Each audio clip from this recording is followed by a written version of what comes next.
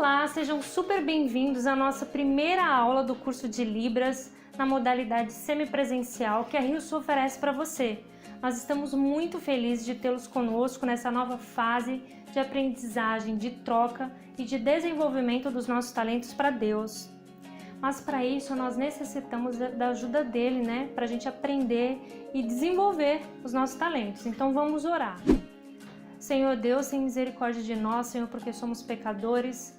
Nós queremos pedir o Teu perdão dos nossos pecados, a Tua ajuda, Senhor, para que a gente aprenda a fazer as coisas, Senhor, aprenda a língua de sinais, para que tudo que a gente aprenda nessa nova fase, Senhor, seja usado para o Teu nome. Pedimos no nome do Teu Filho. Amém. O objetivo do nosso curso é torná-los fluentes na língua brasileira de sinais, mas com foco na comunicação, para que vocês venham e atuem conosco no nosso ministério, o Ministério Adventista do Surdo. Mas esse ministério, ele tem como base Mateus capítulo 28, no versículo 19 e 20, que diz: Ide, portanto, fazei discípulos em todas as nações, batizando no nome do Pai, do Filho e do Espírito Santo. Então esse é o nosso compromisso, é ir em todas as nações, a todos os povos, a tribos e as diversas comunidades, inclusive a comunidade surda. Mas para nós acessarmos essa comunidade, nós necessitamos aprender a sua língua, a língua brasileira de sinais, Libras. Dentro do nosso ministério, nós temos projetos, temos programas, nós temos ações e nós acreditamos também na diversidade de dons.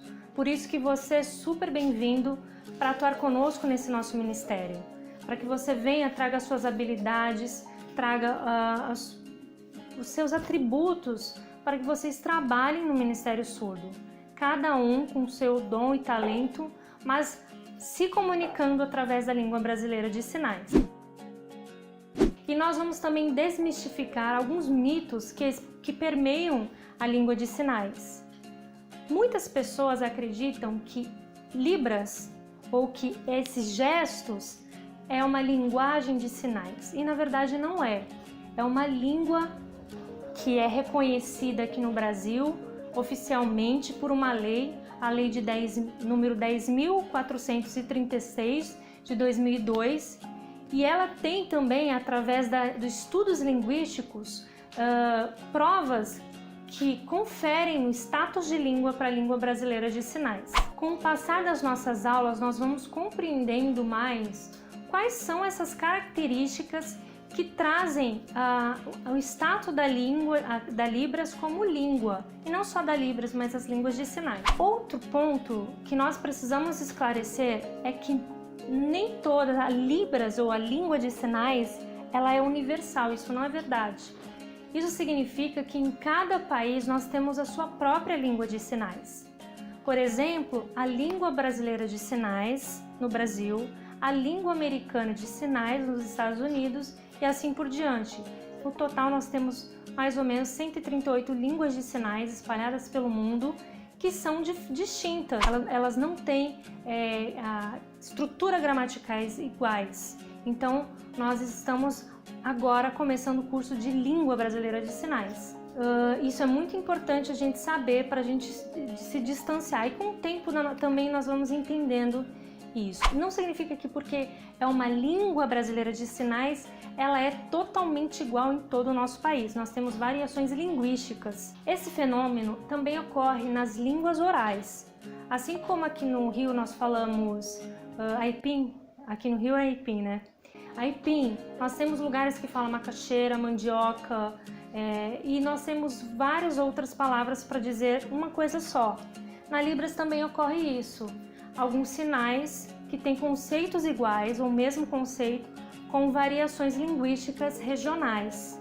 Por exemplo, o verde no Rio é desse jeito, o verde em São Paulo e o verde no Sul. Mas isso é uma característica, isso é prova de que é uma característica de uma língua. Isso nós vamos aprendendo, e não significa que eu aprendi só a língua brasileira do Rio. Não, é uma língua que é falada no Brasil todo. Nós vamos aprender essas variações assim como a gente aprende no português. Isso enriquece também o nosso vocabulário. Uma curiosidade que nós temos no estudo das línguas de sinais é é que ela tem uma modalidade diferente das línguas orais.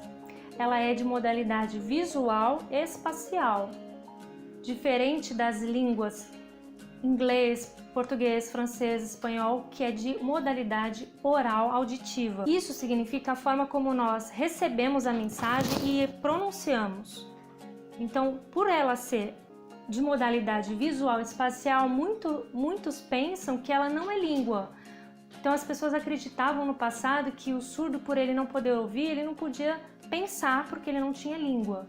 Mas com os estudos linguísticos, antropológicos, foi comprovado que a língua de sinais, apesar dessa modalidade de especificidade, ela é uma língua com uma característica própria. Muitas pessoas pensam também que a língua de sinais ela é uma representação da língua portuguesa, ou seja, que nós usamos sinais na estrutura da língua portuguesa e falamos da mesma forma. Por exemplo, eu falo: eu vou para minha casa. Essa é uma estrutura frasal da língua portuguesa, mas eu usei sinais para dizer essa frase. Então muitas pessoas acreditam que é isso a Libras, que ela é uma representação da língua portuguesa. Ela segue a estrutura da língua portuguesa, mas com os sinais da Libras. Isso não é verdade. Muitas pessoas realmente fazem isso por desconhecer a base e o sistema morfológico, fonológico da Libras. Elas não conhecem o léxico, a sintaxe da Libras e por conta dessa falta de conhecimento, elas trazem o português como base. E isso não é legal. O legal é a gente vai aprender como é formadas frases, as estruturas gramaticais da Libras. Pelo fato das pessoas pensarem que a língua de sinais ela é representação da língua portuguesa, as pessoas buscam nos sinais equivalências para palavras em língua portuguesa. Isso não acontece. Em língua portuguesa existem palavras que não existem sinais equivalentes e vice-versa. Não significa que existe uma palavra para o português e um sinal que corresponde àquela palavra. Palavra português, sinal que corresponde, isso não é verdade. Nós temos às vezes um sinal que representa várias palavras em língua portuguesa ou ao contrário. Isso é uma característica de línguas distintas. Outro ponto importante é nós entendermos que a língua brasileira de sinais, ela tem a possibilidade de crescer o seu vocabulário, assim como a língua oral.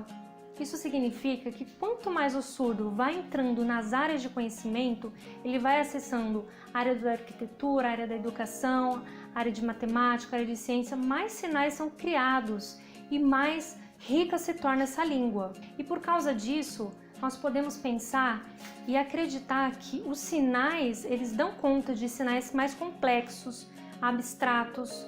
Nós, através da língua de sinais, podemos representar sim esses sentimentos, palavras difíceis, conceitos mais pesados. Muitas pessoas pensam que isso não é possível, mas é sim. E nós vamos aprender a fazer e a expressar. Como falar do amor de Deus em uma língua que é tão limitada? Não, o Senhor criou essa língua para que nós pudéssemos falar do amor dele. Então, a língua de sinais ela é capaz e totalmente hábil para falar sobre o amor, sobre o perdão de Deus e vários outros conceitos muito mais difíceis. Bem, existem muitos outros conceitos e muitos mitos ainda que nós vamos esclarecer durante as nossas reuniões. E eu espero que vocês não desistam, porque a nossa aula ela está só começando. Na verdade, nós temos o objetivo de trazer aulas curtas para que não fiquem muito pesado para vocês. Então, eu nem sei onde eu parei. Tá falando, não desistam.